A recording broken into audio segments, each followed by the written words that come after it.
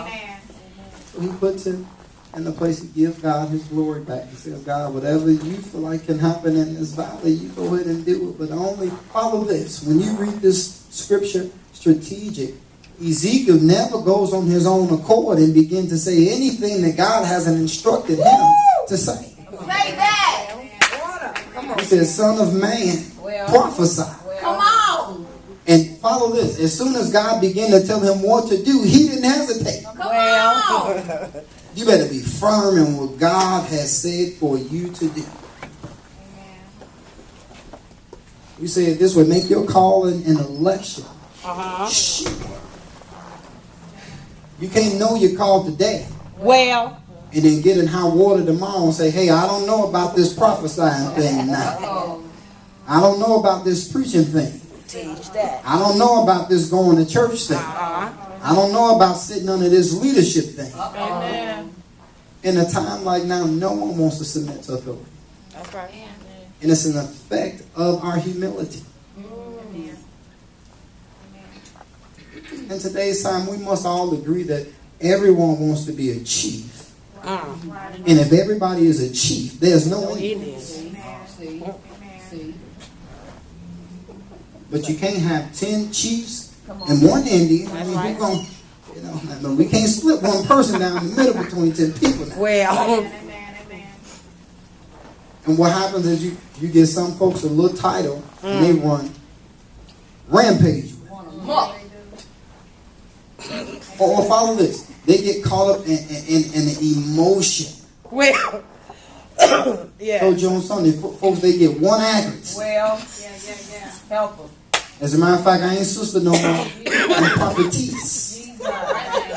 Come on, preacher. I'm not brother no more. I am senior prophet. You didn't heard him before. I'm major prophet. Amen. Master prophet. Yes. Come on, Pastor. Come on, major, minor, Unlimited. beyond prophet. Come on. Come on now. And they have the school of prophets. Come I can teach you how to prophesy with full accuracy. Come on. Come on. Course 101. Come on now. And followers understand this very clearly. I'm not saying anything is ever wrong with education. Amen. You go ahead and you learn some accuracy. That's right. But you are nothing without God on your side. Follow this. If God hasn't anointed you for the work, you can have every degree that they can give you. It don't mean anything. Don't mean nothing. Come on, preacher. God has to anoint you for his work. Do you think it was not an anointing when Jesus was walking through the city? Come on, when he came on the scene, he began to tell the disciples, hey, you, stop what you're doing. Follow me. Could you imagine him looking around everybody else and saying, hey, you, come on. Come on. Yes, sir. When he looked at you, you have to look around and look at everybody else. Well. Say, hey, I want you with the white hat on, with the glitter shining bright. Well. You. Let's go. Yes, sir.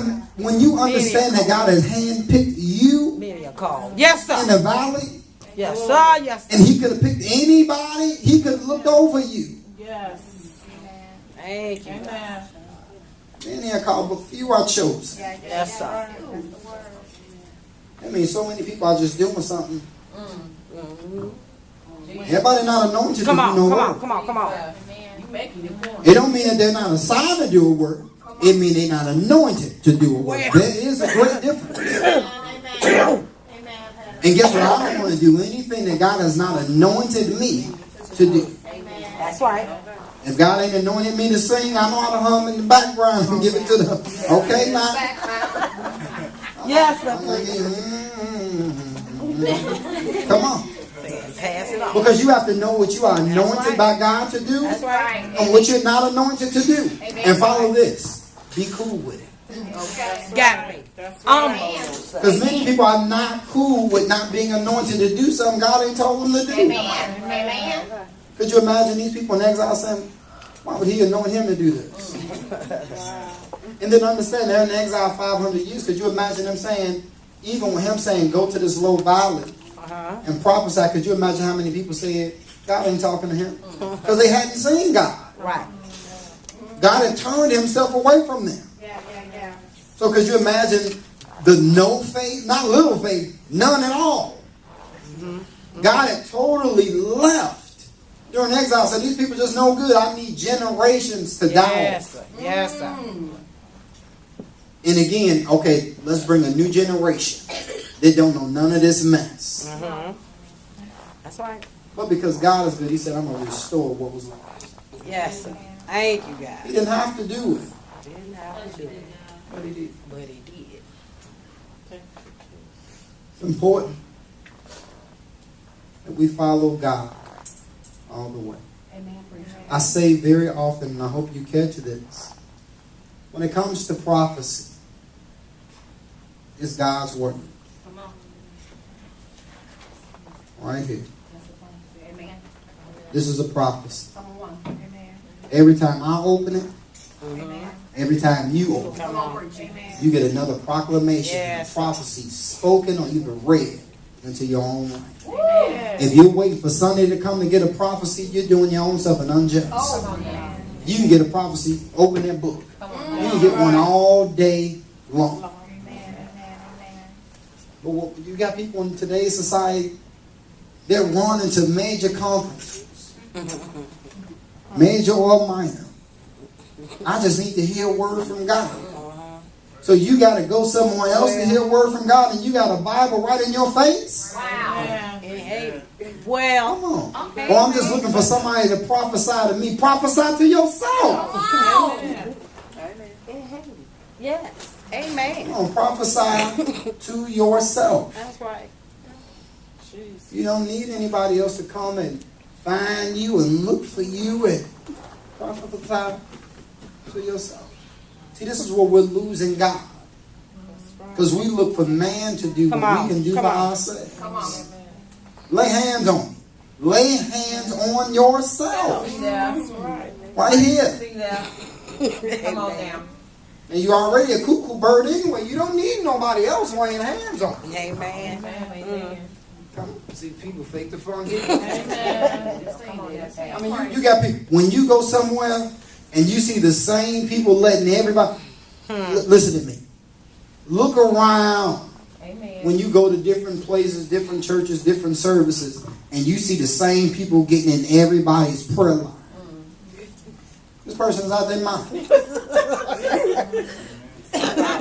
And I say that with every regard. Because it just should not be that much of a need when you got this for yourself. He says, study to show thyself approved. Guess what? If you never prophesied to me, I read one before I got here. And when I leave, I'm going to read myself another one. And when I get ready to go to sleep, I'm going to read myself another one. And when I go to bed, I'm going to pray myself another one. So if you never speak one over my life, I know how to speak it into myself. That's what, if you never tell me get out of lowly bar or get out of this low place, I can pray my own self out of this low place. We do ourselves an injustice. He said, greater works shall ye do. Who do you think he was talking about? Greater works shall ye do in his name. Our problem is not knowing the power and the potential in which we possess that God has given us. So then we become fearful in the power that we possess anyway. He promised it to us.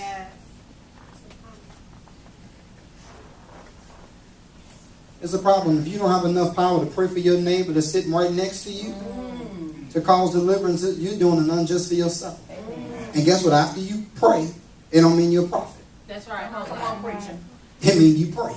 Come on, preach out. And your prayer should be equipped with power. Come on, preaching. Come on. Come on. Come on. Because if you're going to pray, you need power. Come on, say that. You better say that, You Pastor. need the power to pray. Everybody not a prayer warrior, and you can't get mad about that. Amen. You're just not anointed to pray. Amen. That don't mean you can't pray, Amen. and it don't mean stop praying. Amen. Come on. Come on, preach. Everything God just haven't anointed you to do. That don't mean don't do it. Some people are anointed to read. Amen. Some people ain't. Amen. Some people, every book they pick up, they gonna stop. That don't mean stop reading, do it. Amen. I mean, enhance yourself and keep on doing it so you can do it more effective. Amen. Amen. Amen. We prophesies to this dry, dead, decayed environment. Yes. Give God His glory, says that you know what can happen among these bones. He prophesies that God has given him, just like you're going to do when God tells you. And you take Ezekiel's story, verses 1 through 9. You don't even have to go too far. Follow his example sheet. He only moved when God told him to do something. That's right. So don't mix self and God up. Amen. Don't mix self and God. Or another way, flesh and God. Come on. Well, let me give you one more. Zeal. Come on, preacher. All your excitement to do something. Come on. In God. Come on, preacher. Amen. And then tell God to give you wisdom of how to Yes, do yes. and what to do. Give me the accuracy and the assurance. God, are you telling me to do this? Are you telling me to touch this person? Come on, man. Because see, guess what? I did not like you. But if I know God, Come on. I know God told you to pray for me. Amen. Amen. Because not because I know you, because I know God. Mm-hmm. And God is not the author of confusion. That's right. So God will allow things to work hand in hand. But that's when you really, really know. Amen. Amen. Now, let me go further since I'm dealing with the prophecy. Go on, get it. Come on, man. God needs us to be fully equipped Come on, now. Come on. to do what He's assigned us to do. Come on, Now, some things are just beauty tubes along the way. Come on, now. If I'm going to prophesy to you, I'm going to look like I got some type of power. Come on, now. Preacher. Guess what? I'm not going to look like a hobo off the street. Jesus. Because follow this. People are fearful based on what they see. That's so true. If a person walk up to you, running up behind you off the street saying, God got a word from you, if they look like they just rolled out the garbage can, you going to run from them. You ain't finna stand right there and receive what they finna say. You're going to be in fear for your life. Yes, I am. Well. Now, you might have a word, but I ain't going to hear it today. Amen. This only right. Make you run. So God will show us, He'll give us discipline with character Yes, and charisma Yes, sir. Yes, sir. of how to do and how to persuade a person that you are doing what God has assigned you to do. So your look is very important. Amen. The caliber and height. And I'm not saying you got to be in the suit, a 3-piece, a 4-piece, none of that to give a prophecy. But you should look pretty decent. Amen. Look like God is using you to say something. Come on, preacher. Now follow this. Let me get this. I'm probably going to have to edit a lot of this. Now listen. The God that we're talking so great about, it has to look like He's working wonders in my own life. That's right. Amen. Well. And you can't be full of rags and riches. Yeah. Raggedy. God said He's going to provide for you. You know what people going to think? You're doing a poor job to you. Like, I don't know if I should believe you or not. I'm telling you how people think. Yeah. Being honest. Amen. That's the truth. Because, see, we have it in our mind. People should just listen to what I say. Yeah. But if you look like yesterday's trash, that's all they're going to experience you as. Amen. People ask you, what happened at the service? This bum came up to me and says, thus and so. Oh, Jesus. Keep living.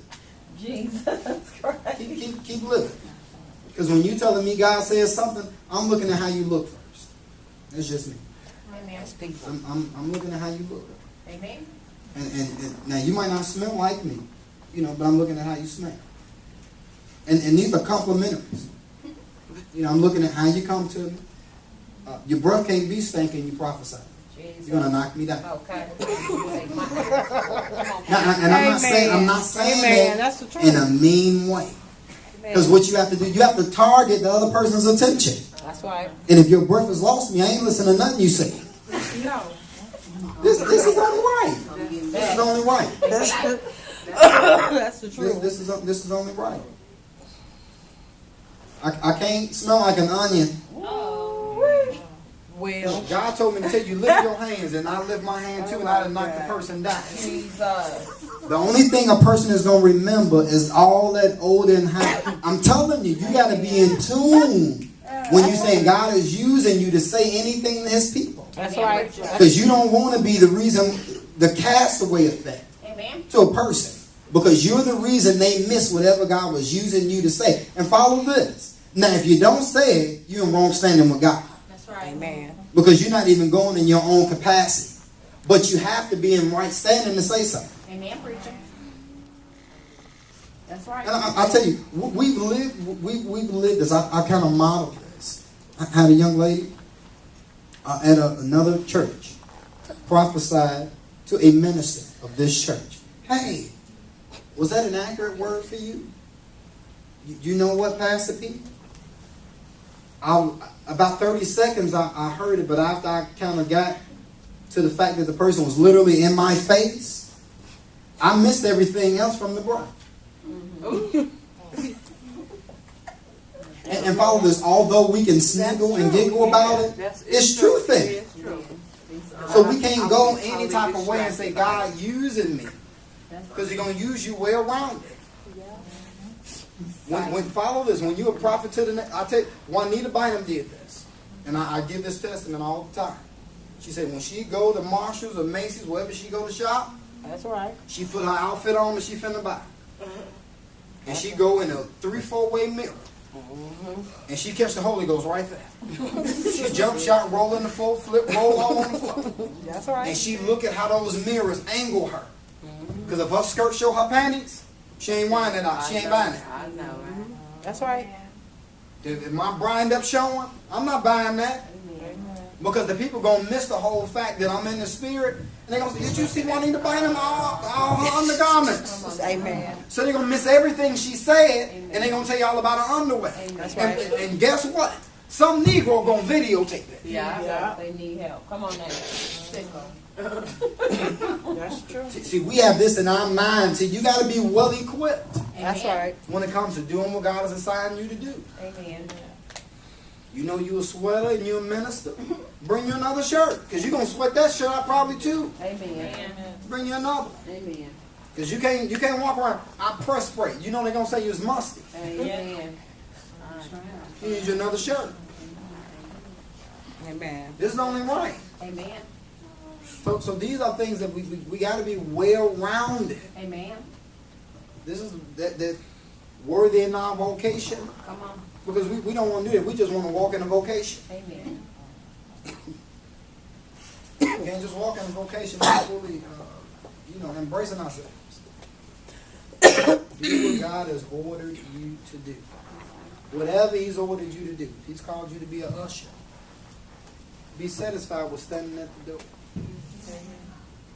And enjoy God for using you to be at the door. Amen. If God has made you a minister, a preacher, read this book. Because you never know when God is going to use any level of leadership to call you to speak any word. Amen. And you can't afford to say, I don't have nothing to say. You know why you can't afford to say, I don't have nothing to say? Because souls are at stake. That's right. And God going to hold you accountable. You remember when not the pastor gave you the opportunity. I gave you an opportunity. And you didn't tell the pastor I wasn't ready. You told me you wasn't ready. Well. And when he's fully charged us. And you have to keep your charge at all times. You can't say how I was charged. And you should have called me last week. What if he never called you again? Well, come on, teach that. What if he said, because you was not ready when I called you, I'll never call for you again. So we've called it up and we said this way, be ye always ready. Amen, preaching. You can't afford to say, I don't know when I'm going to sing. You're going to sing something. And when you sing, you better have a rhema in your spirit. You can't just afford to get up and just sing any old thing. Come on. When people going through, I don't care how modern you are, you better have just another day. Come on now. Yes. When somebody feel like throwing in the towel, taking their car, jumping off a ramp, that's right. You can't give them stump. Amen. Amen. That's the truth. That is the truth. Promise the stump. Nothing but You can't afford to give that to people. Amen. Because people are going through. You got to have a song that will anchor them back to the God of their salvation. See, this is our ability of missing God's people. Thus saying that the church becomes the lost house of Israel. Amen. We don't even know how to engage God's people anymore. And people are more caught up in trying to, well, tell me what you're going through, then I'm going to sing. No, you need to be connected to God and then sing. You need to be connected to God, then go and preach. Come on, Pastor. You can't just do things your way. God ain't calling for that. Amen. It has to be God's way or no way at all. Amen. And I would rather have two people that know how to do it God's way than a team of people that want to do it their own. That's right.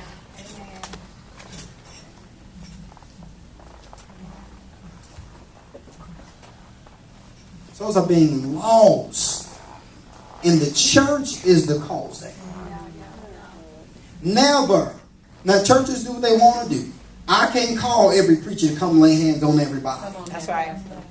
Because everybody is not equipped with what's needed to lay hands on everybody. But if I tell somebody to lay hands, know that they got the power that I sent them for. Amen. All right. Amen. Because you have every right to deny a person from laying hands on them.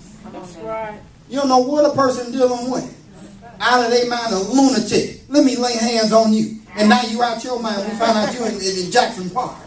And calling Pastor P. I don't know what's wrong. Well, Man, you got to backtrack. Oh, she let that food touch her in the service. well. And people think that the spirits are catchy. I don't know where you are, where you don't know that this is true. This is not just a saying. That's true. Spirits are catchy. Let a person that has an angry spirit in your circle. Come on, preacher. Come on, you better say that. It's so easy for the angry spirit to bounce off you. And if ain't nobody left out, that spirit's still here. Come on, teach that. That means that spirit has no opportunity to walk out because ain't nobody opened the door to let it walk out. So it means it's bouncing all around. Spirits are real. Yes, they are. And they catch you. For real. And catchy. You better be careful with spirits you let talk into your life, speak around you. See, all it takes is a person with the wrong spirit to plant a seed on the inside of you. That's what that person did. Blah, blah, blah, blah, blah, blah, blah, blah. They did that. Now I got a corruptible seed in me. Well. Now I feel a way I've never felt about a person I've never had a problem with. Because I've allowed a seed to be sown. And now follow this every day is maturing. Wow. That's right. That's right.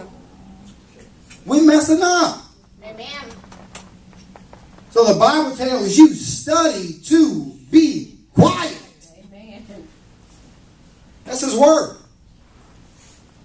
Everything is not your opinion. Amen. You get people in a circle and they got an opinion about everything all the time. That's the wrong person to be in your circle. Amen. Because some things you ought to digress and don't say nothing. Amen.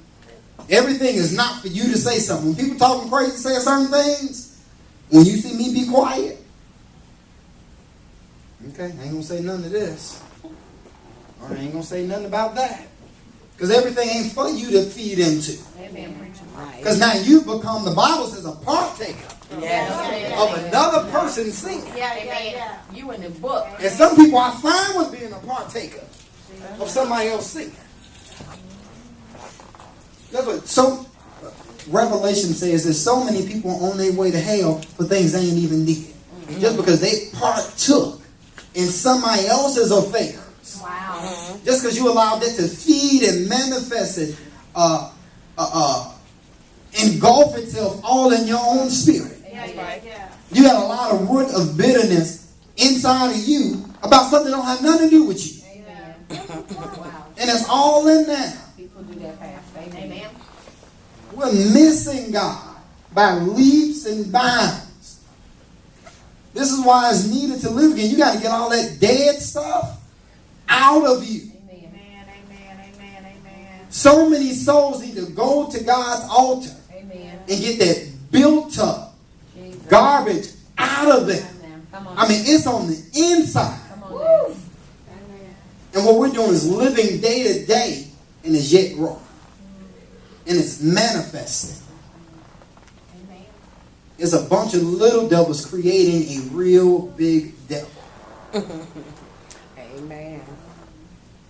There's nothing like talking about we're resisting spirits, but then we let these spirits connect to us and attach to us.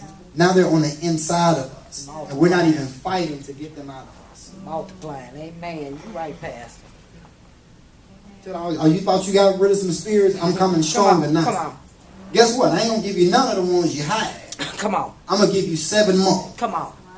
There's more battlefield than the ones that you lost. And you swore you find you out of your mind. You just living. Amen, Pastor. I'm serious. Amen. We just nuts covered. Thank you, God. And some of us, you know, they rather see you with the chocolate on the outside than the nut that's on the inside. Come on now. Good God. I mean, we have to really, we have to look at this. Amen. You have to really look at this. And folks feel like, no, you don't need to go to the altar. No, you need to put your face inside of the carpet. Amen. Amen. Yes. Amen. Amen. And you need to go boldly before the throne. Yes, sir. But Father God, I got some mess in me. Yes. I need to let this stuff out. Amen. Amen. Because I'm not able to live. Amen. I'm a zombie. Amen. I'm just moving around. I'm just going through the motions. I'm just going through the motions. I know I gotta wake up. I know I'm supposed to brush my teeth. I know I'm supposed to wash my face. I know I gotta go here, there, this, do that, go to sleep, this. We're just going through the motions, but we're not living. Amen. Yeah. Then we're getting little inklings of God's presence. We're not feeling the fullness of God. We're missing God. It's another form of blasphemy. Amen. Not indulging fully in the capacity of our God. Because we have so much built up that he can't come in and take free course in us. Because God even himself will have to break through the barriers of sin and mess and demonic forces that are living on the inside of us. So you'll get a surface effect of God, but you won't get the full manifestation of God. And some of people live like that. Amen. They live their life like that. Amen. And they'll get a soft touch, but they won't get the full, the infilling that God has orchestrated from the foundation. He says to these winds, somewhere around 8 or 9, he commissions and commands the wind. He said, even though these bones in this valley have come together by the word of the prophecy, they're still not living. But they've been hearing the word.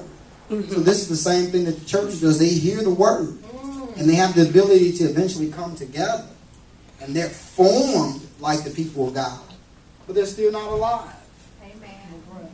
So he's causing a fresh wind to come upon his people.